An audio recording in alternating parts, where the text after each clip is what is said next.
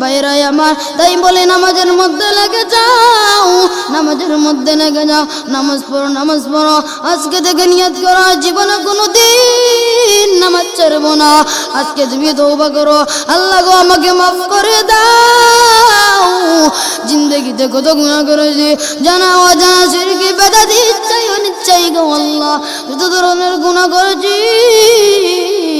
ওগো আসমানি মালিক, আমার গুনাহগুলো মাফ করিয়ে দাও।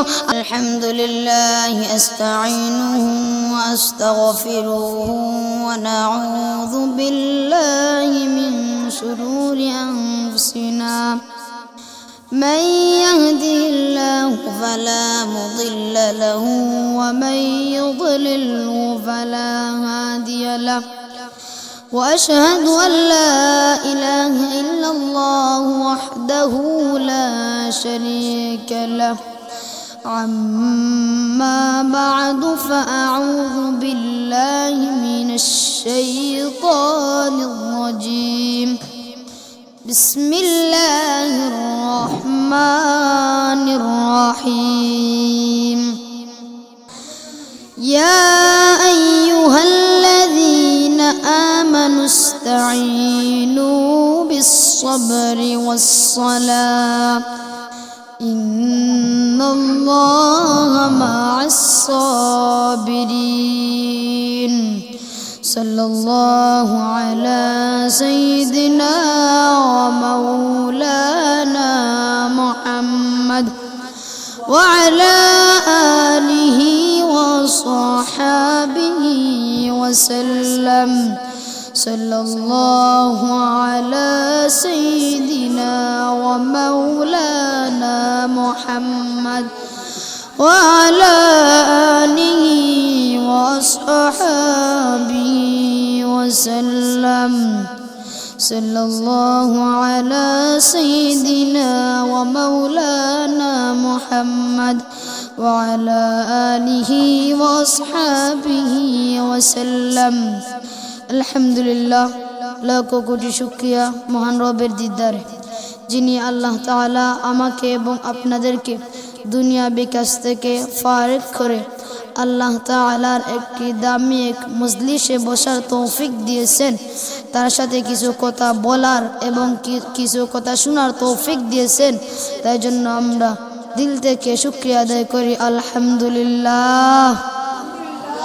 আর জুড়ে বলি না আলহামদুলিল্লাহ। আমি আপনাদের সামনে কয়েকটা আল্লাহ তাআলার কুরআনুল কারীম থেকে কয়েকটা আয়াতে কারীম তেলাওয়াত করেছি। আল্লাহ যদি আমাকে তৌফিক দান করেন, এই আয়াতকে সামনে রেখে কিছু আলোচনা করব। ওমা তৌফিক ইল্লা বিল্লাহ। আলহামদুলিল্লাহ। বাইরে আমার লক্ষ্য করে দেখো, ও বাইরে আমার লক্ষ্য করে দেখো, আল্লাহ রাব্বুল আলামিন বলেন, ইয়া আইয়ুহাল্লাযীনা আমানুস্তাঈনু বিস-সাবরি ওয়াস-সালাহ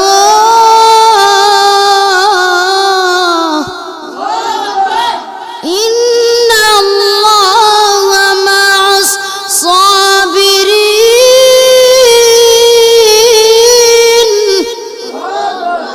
আল্লাহ রাব্বুল আলামিন ওনার পবিত্র কুরআনুল কারীমের মধ্যে বলে দিয়েছেন, আল্লাহ রাব্বুল আলামিন কুরআনুল কারীমের মধ্যে অনেকবার বলে দিয়েছেন নামাজের কথা। আল্লাহ বলেন, নামাজের দিকে এসো, নামাজের দিকে এসো। কোরআনের ভাষায় বলে দিয়েছেন, আরবি ভাষায় বলে দিয়েছেন।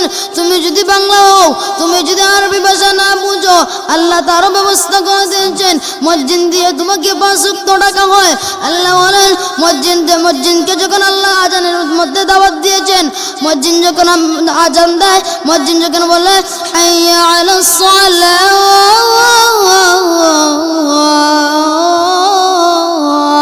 মসজিদ যখন তোমাকে সালাতের জন্য আসে, সালাতের দিকে এসো। তুমি সালাতের দিকে আসো না, তুমি সালাত থেকে চলে যাও, আল্লাহর মসজিদ থেকে তুমি চলে যাও। কিন্তু শুনে রাখো, নামাজ পড়তে টাকা লাগে না, নামাজ পড়তে টাকা লাগে না, নামাজের মধ্যে কিছু টাকা দেওয়া লাগে না। উক্ত যদি তুমি নামাজ পড়ো, নামাজের মাধ্যমে টাকা পাইবে। এখন বলো, নামাজের মধ্যে টাকা কিভাবে পাইব? যদি তুমি নামাজ পড়ে আল্লাহকে বলো, আল্লাহ ওগো আল্লাহ তুমি আমাকে কিছু টাকা দাও। আল্লাহ কুদরতি খুদা দিয়া আল্লাহ তোমাকে কিভাবে টাকা মিলাইয়া দিবে তুমি তা বুঝতে পারবে না। আল্লাহ তোমাকে টাকা মিলাইয়া দিতে পারবে, কিন্তু দেখা যায় তুমি আল্লাহর কাছে না আসিয়া সুদখোরের কাছে যাও। সুদখোরকে গিয়ে বলো, ভাই ভাই আমাকে কিছু টাকা দাও দাও দাও। সুদখোর বলে লাভ দিন লাগবে, সুদ দিন লাগবে, যদি সুদ দিতে পারো টাকা দিতে পারো রাজি। এরপরে দেখা যায় ওই মানুষটা সুদ নেয়, সুদ নিয়ে যে সুদ খায় সেই মানুষটা বলে আমার সুদের টাকা দে, সুদের টাকা দে। আরে যদি তুমি আল্লাহর ইবাদত করো, আল্লাহকে যদি তুমি বলো আল্লাহ গো ও আসমানি মালিক আমার টাকা লাগবে, আল্লাহ গো আমার টাকা লাগবে, আল্লাহ কুদরতি হিসাবে দেখবে সুদের টাকা লাগবে না, ঘুষের টাকা লাগবে না, জোর টাকা লাগবে না, আল্লাহর কুদরতি হিসাবে হালাল কামাইয়ের মধ্যে তুমি টাকা পেয়ে যাবে। কথা কোন ঠিক না বেটি? আরে যারা সুদ খায় তুমি যদি তাদেরকে সুদ কিনি, সুদ যার কাছ থেকে তুমি সুদ নিয়ে দেখো, যাও সুদ করো ভাইয়েরা, তোমাদেরকে বলে রাখি জীবনে কোনোদিন সুদ খাইবে না। আজকে থেকে নিয়ত করো জীবনে কোনোদিন সুদ খাবো না, কারণ সুদের আযাব আল্লাহু আকবার, সুদের আযাব এত বড় ভয়ানক। কাল কঠিন কিয়ামতের ময়দানে যখন কিয়ামত কায়েম হবে হাশরের ময়দানে সুদখোরদেরকে আল্লাহ ডাকে দিয়ে বলবেন, ওরে বান্দা তুমি যেন আমি তোমাকে টাকা দিয়েছিলাম, তুমি এই টাকাগুলো সুদের কাছে লাগিয়েছো, তুমি লক্ষ লক্ষ টাকা কোটি কোটি টাকা তুমি সুদ খেয়েছো, অসহায় মানুষদেরকে তুমি ছাড়ো নাও, তুমি তাদেরকে মাফ করো নাই, তাদের কাছ থেকে তুমি সুদ নিয়েছো। আজকে তুমি যত টাকা খেয়েছো আমি তো আজকে ওই একটা টাকাকে একটা ভয়ানক বিষাঙ্গ একটা সাপ আমি বানিয়ে দিলাম। তুমি যত টাকা খাইছো সবগুলো টাকা একটা টাকা একটা সাপ হয়ে তোমাকে কাল হাশরের ময়দানে তোমাকে লক্ষ লক্ষ কোটি কোটি সাপ তোমাকে তাড়া করবে। কাল কঠিন হাশরের ময়দানে কোনো ঘর থাকবে না, কোনো গাছপালা থাকবে না, তুমি যখন দৌড়াইতে থাকবে তোমার পিছনে লক্ষ লক্ষ কোটি কোটি সাপ তোমার পিছনে দৌড়াইতে থাকবে, সাপগুলো তোমার পিছনে দৌড়াইবে, তুমি তুমি তুমি তখন সামনে দিয়ে দৌড়াইবে, তুমি যখন কুল কিনারা পাবে না তুমি হাশরের ময়দানে শুধু দৌড়াইতে দৌড়াইতে তুমি হাঁপিয়ে যাবে। হাঁপিয়ে যাওয়ার পরে সবগুলো তোমাকে বলবে হাতটা সামনে আগাও, তুমি বলবে হাতটা আগাবো না, কই কেন? এরপরে সবটা বলবে বেশি কথা বাড়াইস না নয়তো দংশন করব। যখন তুমি বয়া হাতটা বাড়াইবা সবটা তোমার হাত দিয়া উইটা দুই হাত দিয়া উইটা তোমার কপাল বরাবর হা করে রাখবো, বলবে তুই হা কর, তুমি বলবে হা করবো না, তোমাকে বলবে হা কর, বেশি মাতবি তো দংশন কইরা দেব। তুমি যখন হা করবে আল্লাহু আকবার কোটি কোটি সাপ তোমার পেটের মধ্যে ঢুকে যাবে। আল্লাহু আকবার, তোমার পেটটা যখন ঘরের মধ্যে রবাটের মধ্যে তোমার পেটটা যখন ফুলতে থাকবে একটা ঘরের মধ্যে তোমার পেটটা হয়ে যাবে, তোমার পেটটা একটা ঘরের মধ্যে হয়ে যাবে ফুলে। এরপরে কোটি কোটি সাপ তোমার মুখ দিয়ে তোমার ভিতরের মধ্যে ঢুকে তোমাকে এরকম ভাবে তোমাকে দংশন করবে গো, এরকম ভাবে দংশন করবে। আল্লাহর নবী বিশ্ব নবী রাহমাতুল্লিল আলামিন বলেন, ওগো প্রভু ওগো আল্লাহ এরা কিরকম শাস্তি দিতেছ গো মাবুদ আমার উম্মতদেরকে, এরা কিরকম উম্মত গো মালিক, তুমি এদেরকে আর কান্দাইও না, ওগো মালিক মাফ করে দাও, এরা কিরকম শাস্তি গো আল্লাহ, এরা কি পাপ করেছিল? আল্লাহ বলবেন, ওগো বন্ধু তুমি শুনো গো বন্ধু, এরা ওই নাফরমান যারা দুনিয়ার ময়দানে সুদ খাইছিল গো বন্ধু, আমি আজকে তাদেরকে একটা টাকা একটা সাপ বানাইয়া তাদেরকে আমি কঠিন হাশরের ময়দানে তাদেরকে আমি দৌড় করাইলাম। এরপরে তাদের পেটের মধ্যে সাপগুলো ঢুকাইয়া তাদেরকে আমি সাপের কামড় খাওয়াই দিছি। ওগো বন্ধু তুমি শুনে রাখো, সেরা হইলি তারা হলো সেই তোমার উম্মত যারা সুদ খাইতো। ওগো বন্ধু তুমি জানছো নাকি বন্ধু তার আগে বিশ্বনবী বলবেন ওগো আল্লাহ মাফ করে দাও আমার উম্মতদেরকে মাফ করে দাও আমি আর সহ্য করতে পারবো না আমার বিশেষদের মধ্যে পড়ে যাবেন কোন সবাই সব নবী হাসরের ময়দানের মধ্যে ইয়া নফসি বলে কাঁদবেন আমার বিশেষদের মধ্যে পড়ে বলবেন ইয়া উম্মতি আল্লাহ গো আমার উম্মতদেরকে বাঁচাও ও আল্লাহ আমার উম্মতদেরকে বাঁচাও আমার উম্মতের কান্না আমি আর সহ্য করতে পারি না ওগো আল্লাহ আমার উম্মতদেরকে বাঁচাও আমার উম্মতদেরকে বাঁচাও যারা নামাজ পড়বে তাদেরকে আমার নবী রাহমাতুল আলামিন তাদেরকে ছাড়া আমার নবী জান্নাতের মধ্যে ঢুকবেন না কারণ কঠিন হাসরের ময়দানে কোটি কোটি লক্ষ লক্ষ মানুষের সামনে তাদের নূরানি তাদের মুখটা নূরের আলো দিয়া তাদের মুখটা ঝলমক করবে আমার নবী ওই সমস্ত মানুষকে আমার নবী চিনে ফেলবেন আল্লাহ বলুন আমার আল্লাহর নবী বলবেন আমার আল্লাহ নবী বললেন আল্লাহ গো তুমি আমাকে অনুমতি দাও আমি আমার উম্মতদেরকে নিয়ে জান্নাতের ময়দানে চলে যাব ইন দি মিন টাইমে আমার আল্লাহর নবী বিশ্ব নবী রাহমাতুল লিল আলামিন বলবেন আল্লাহ গো আমার গুনাহগার উম্মতদেরকে তুমি মাফ করিয়া দাও আমার উম্মতদেরকে মাফ করিয়া দাও ওগো আল্লাহ আমার উম্মতদেরকে দইয়া আমি জান্নাতের মধ্যে যেতে পারবো না আল্লাহু আকবার আমার নবী আশাস্তা থেকে উঠবেন না আল্লাহর নবী বিশ্ব নবী বলবেন আল্লাহ গো তোমার কি মনে আছে নি তুমি যেন আমার কাছে তুমি ওয়াদা করেছিলে তুমি যেন বলছিলে আমাকে না জিকাইয়া আমার উম্মতদেরকে জাহান্নামে ফেলবে না এরপরে আল্লাহ বলবেন ওগো বন্ধু আমি আপনার উম্মতদেরকে চিনতে পারি নাই আমার নবী বলবেন ওগো আল্লাহ তুমি আমাকে অর্ডার দাও আমি আমার উম্মতদেরকে নিয়ে জান্নাতের ময়দানে চলে যাব আর জুড়ে বলবেন না সুবহানাল্লাহ আমার আল্লাহ রব্বুল আলামিন বন্ধু নবীকে ওনার বন্ধু নবীকে বলবেন তুমি চলে যাও ওগো আল্লাহ ওগো বন্ধু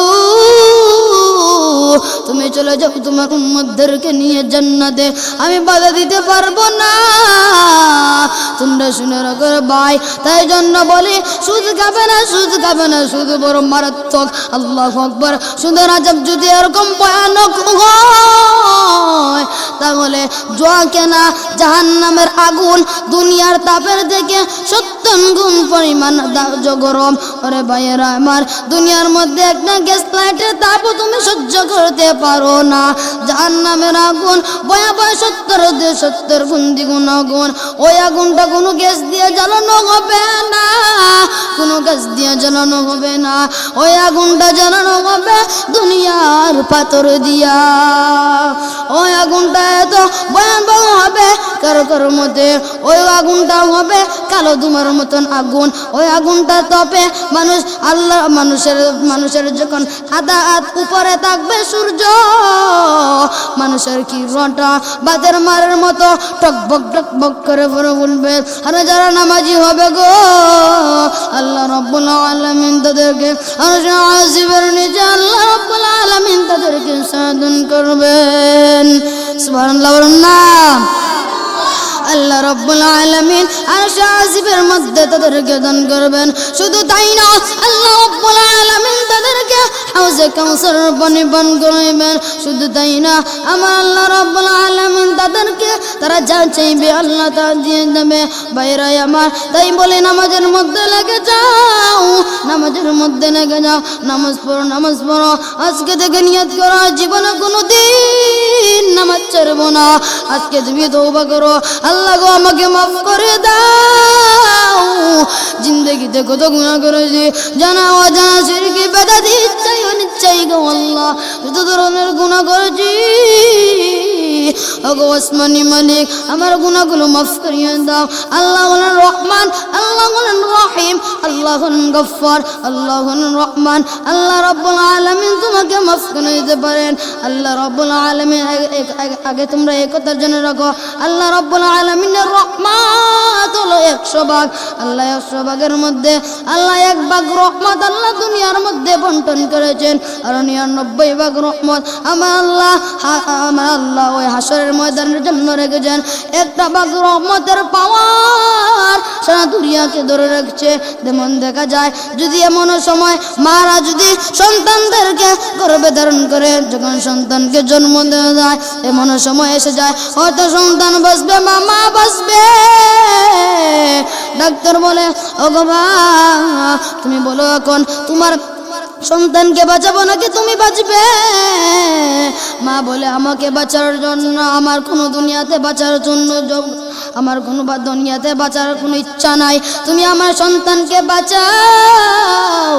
ডাক্তার এখন গার্জিয়ানের কাছে খবর নেবে, ডাক্তার এখন আত্মীয় স্বজনের কাছে খবর নিতে যাইবে, বললে আপনারা বলেন সন্তানকে বাঁচাবো নাকি মাকে বাঁচাবো? সবাই বলে মাকে বাঁচাও, মাকে বাঁচাও, মাকে বাঁচাও। মাকে বাঁচালে অনেক সন্তান আসবে। এরপরে যখন ডাক্তার এসে বলে ওগো মা সব মানুষ বলেছে যে আপনাকে নাকি বাঁচাবো, সন্তান আরো আসবে। এরপরে মা বলে ও ডাক্তার সাহেব আপনি আমাকে বাঁচিয়েন না, আমার সন্তানকে বাঁচান, কারণ আমি যা খেয়েছি আমার সন্তান তা খায় নাই, আমি যা চলেছি আমার সন্তান তা চলে নাই, আমি যা দেখেছি আমার সন্তান তা দেখে নাই। ও গো ডাক্তার তুমি আমার সন্তানকে ডাকাও, তুমি আমার সন্তানকে বাঁচাও, আমাকে বাঁচার দরকার নাই। 1 ভাগ রহমতের পাওয়ার এখন সন্তান সৎকা করলে কি ফায়দা? আপনার যদি নামাজের মধ্যে যাওয়ার যদি তৌফিক থাকে, আপনি যদি বলেন যে আমি নামাজের মধ্যে গেলে দান সৎকা করণ লাগবে, নামাজ পড়বো না, দয়া করে নামাজের মধ্যে যাও। যদি দান সৎকা না করো তাহলে তুমি দান সৎকা করিয়া দাও, তাদের মধ্যে আরো বেশি ফায়দা। আপনার যদি সামর্থ্য না থাকে দান সৎকা করতে পারবো না, তাহলে তুমি মানুষের কাছ থেকে তুমি নবীর বাগানে আল্লাহ রাব্বুল আলামিনের ঘরের মধ্যে তুমি দান সৎকা করিয়া দাও। দেখুন কাসিম নানুতুবি দেবন মাদ্রাসার একটি বড় পরিচালক ছিল। কাসিম নানুতুবি উনি একজন দেবন মাদ্রাসার পরিচালক। উনি যখন একদিন ক্লাসের ময়দানে চলে গেলেন, এরপরে গিয়ে দেখেন দারুল উলুম দেবন মাদ্রাসার ছাত্ররা তাদের টুকরা কেন শুকায় রয়েছে। এরপর কাসিম নানুতুবি উনি ডাক দিয়ে বলেন ওরা দারুল উলুম দেবন মাদ্রাসার ছাত্ররা তোমাদের টুকটা কেন শুকায় রয়েছে? ও ডাক দিয়ে বলে ওগো হুজুর আপনি এইছেন নাকি হুজুর? আজকে 3 দিন হয়ে গেছে ওগো হুজুর দারুল উলুম দেবন মাদ্রাসার ভিতরে কোনো খাবার নাই গো হুজুর। আজকে 3 দিন ধরে দারুল উলুম দেবন মাদ্রাসার ভিতরে আমি না খাইয়ে তেলাওয়াত করতেছি। দেখুন গো হুজুর পেটের চামড়াটা পিঠের হাড্ডির সাথে লেগে গিয়েছে। ওগো হুজুর তাও কোরআন তেলাওয়াত বাদ দেই না, কোরআন তেলাওয়াতের মধ্যে তো মজা। ওগো হুজুর কোরআন তেলাওয়াত করতেছি। কাসিম নানুতুবি বলেন আমার কাছে যেরকম লাগলো তাফসীরুল কিতাব বন্ধ হয়ে গেছে, বুখারী শরীফ বন্ধ হয়ে গেছে, আসমানটা ভেঙে আবার মাথার মধ্যে পড়ে গেছে। এরপরে কাসিম নানুতুবি দেবন মাদ্রাসার ভিতরে থেকে বাইর হয়ে গেলেন। মনের মধ্যে একটা আশা, আমি এখন সাদা করিয়া দেবন মাদ্রাসার ভিতরে কিছু খাবার দেব। একথা বলিয়া কাসিম নানুতুবি উনি চলে আসলেন ট্রেন স্টেশনের মধ্যে। হিন্দি মিন টাইমে গভীর রজনীর মধ্যে রাত হয়ে গেছে 2টা। কিতাবের মধ্যে লেখা হয় রাত বাজে 2টা। কাসিম নানুতুবি উনি যখন রেল স্টেশনের মধ্যে বসে আছেন, রেল স্টেশন থেকে একটা ট্রেন আসছে, ট্রেনের ভিতরে একটা বিশাল বড় একটা গাড়িটা হলো 10 মণ বা 12 মণ ওজনের গাড়ি। গাড়ি একটা ইংরেজ নিয়ে আইতাছে। এরপরে কাসিম নানুতুবি সাদা সুন্দর মানুষ ছিলেন, নরম জরম মানুষ ছিলেন, হালকা সামান্য দাড়ি ছিল। কাসিম নানুতুবি অনির স্টেশনের মধ্যে রুমালটা শরীর থেকে আগলায় বসে রয়েছিলেন। এরপরে ইংরেজ গাড়িটা লামাইয়া বলে তুম কোন হ। কাসিম নানুতুবি বলেন মই কলি হ। এরপরে কাসিম নানুতুবি এই কথা শুনে এরপরে ইংরেজ ডাক দিয়া বলে আপনি কে মাথার, আপনি কেন এসেছেন, আপনি কে গাড়িটাকে মাথার মধ্যে নিতে পারবেন?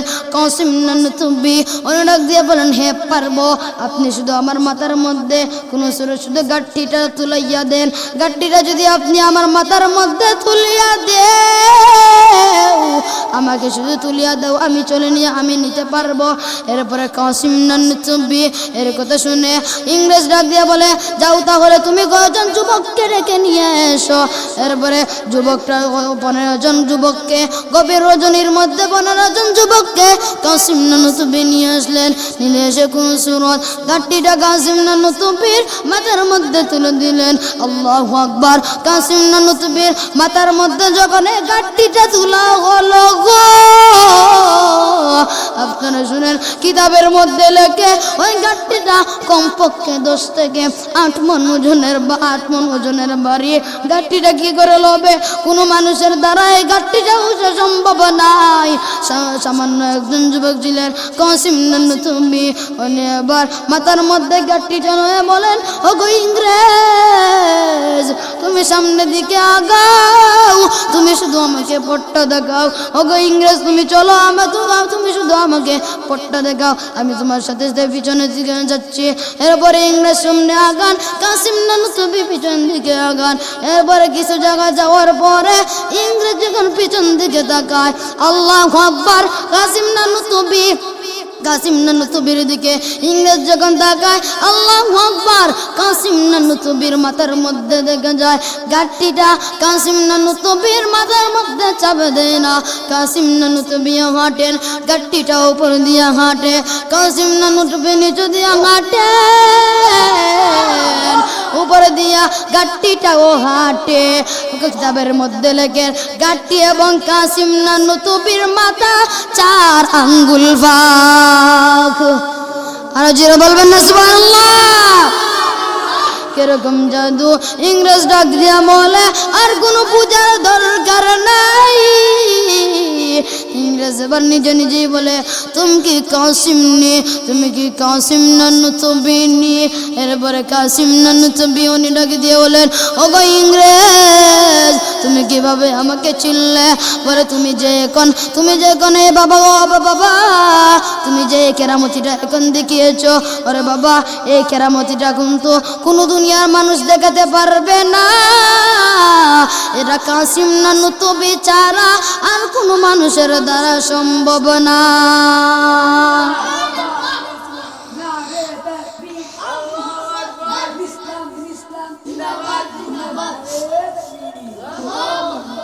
দেখুন ভাইরা আমার, কাসিম নানুতুবি রহমাতুল্লাহি আলাইহি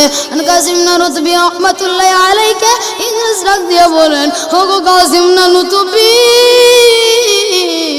তুমি কেন এখানে এসেছিলে? কাসিম নানুতুবি ডাক দিয়ে বলেন ওগো ইংরেজ ভাই তুমি শুনো গো ইংরেজ, আজকে 3 দিন হয়ে যায় দেবন মাদ্রাসার ভিতরে কোনো খাবার নাই।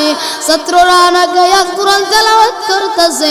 যখন আমার ছাত্ররা আমাকে বলল হুজুর গো পেটের চামড়াটা পিঠের হাড্ডির সাথে লাগিয়ে গেছে, আমার কাছে যেমন লাগলো তাফসীরের কিতাব বন্ধ হয়ে গেছে, বুখারী শরীফ বন্ধ হয়ে গেছে, আসমানটা আমার মাথার মধ্যে ভেঙে পড়ে গেছে গো।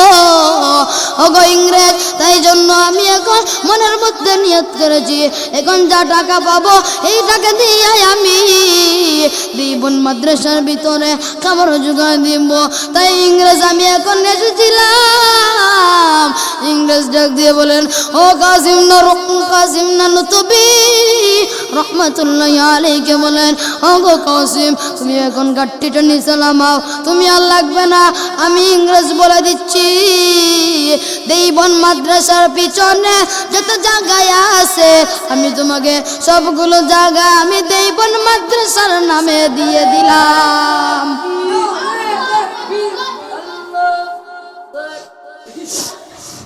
দেখুন আমার আল্লাহ রাব্বুল আলামিনের কাছে কত জাদু।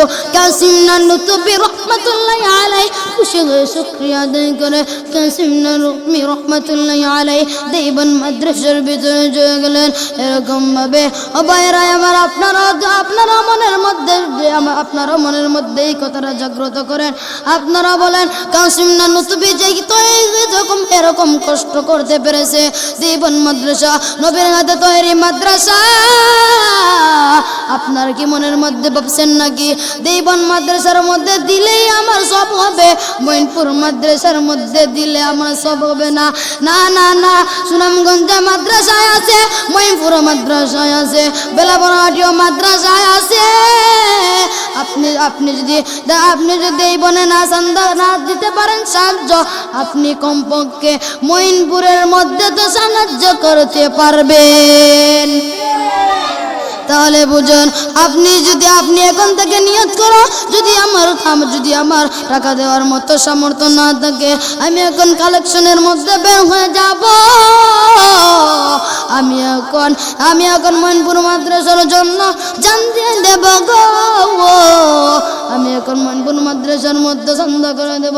শুধু তাই না, তুমি যদি বলো আমি পারবো না, তাতেও শুকরিয়া। তুমি দয়া করিয়া নামাজের মধ্যে লেগে যাও, নামাজের মধ্যে অনেক শান্তি। নামাজ পড়ো রে ভাই, নামাজ পড়ো।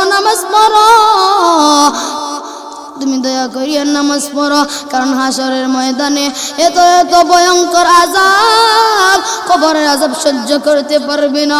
বরং এটা বিশেষ একটা বড় সাপ যখন তোমাকে দংশন করবে, সহ্য করতে পারবে না। আরে ভাই দাই তোমাকে বলি, জীবনে কোনোদিন নামাজ ছাড়বে না, সুদ খাবে না, নামাজ ছাড়বে না, দান সদকা বেশি বেশি করে করবে। জীবনে কোনোদিন জুয়া খেলবে না, ঘুষ খাবে না, সুদ খাবে না, মানুষের টাকা মেরে খাবে না।